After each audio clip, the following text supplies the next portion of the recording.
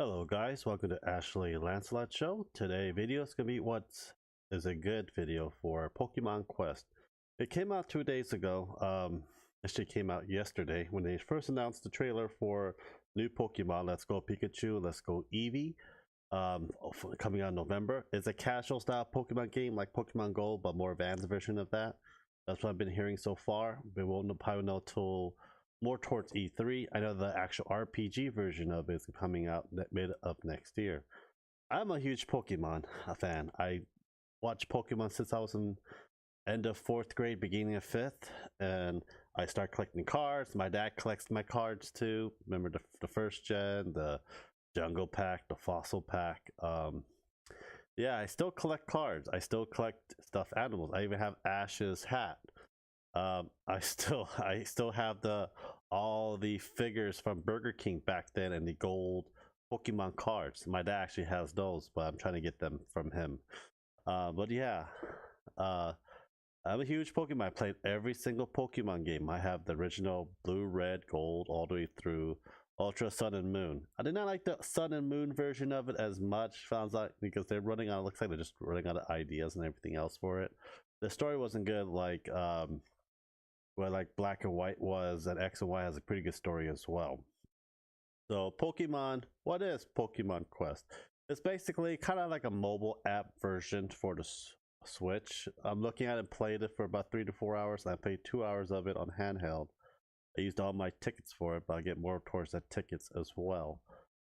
It's like think of it as a Minecraft version of Pokemon. It's basically kind of look like it, but you can use the as so many tickets you have, and you gain from doing quests and challenges, and you get to save up, and you can go and buy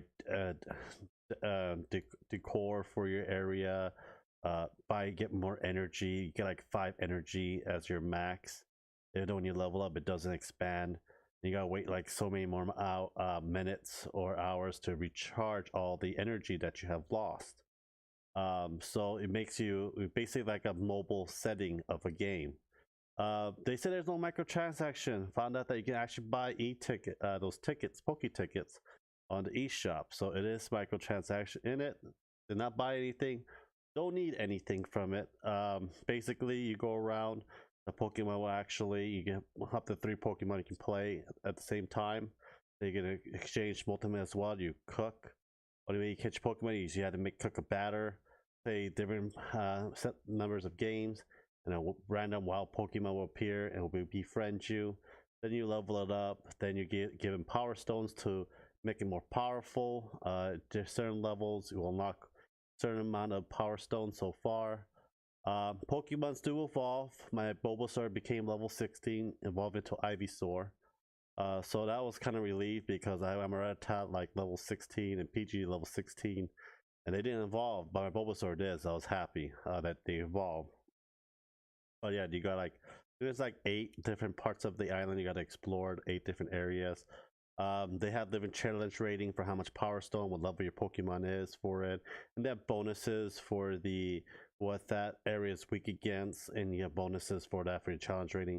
But the problem is that I have a Shelter and Ice and Water type, and Fire is weak against Water and Ice. And when I got my Shelter in, did not do any kind of extra damage to any Fire type like Growlithe, Vulpix, Ninetales, Ponytas, and Rapidash. So that was kind of very upsetting because my Pidgey is a wind, and it should not do more damage than my water attack does, especially if it's a higher level. But other than that, it's a game. It's more for mobile. It's coming out for next month for the phone. I did not like that because I had to use the Pro controller. I just clicked everything on auto for the attacks. So I had to move my cursor left and right. I did the handheld mode off of it, and I tried that. I did not like the feeling of the Joy-Con because the left is basically for moving your attacks and stuff and clicking. The right is move the map. So I did not like that. So instead, I actually took the Joy-Cons off and used the touchscreen of it, and that works wonderful for it.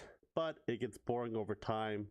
And I played it for 3 to 4 hours, and after a while, it's like it was a big hype when it first came out.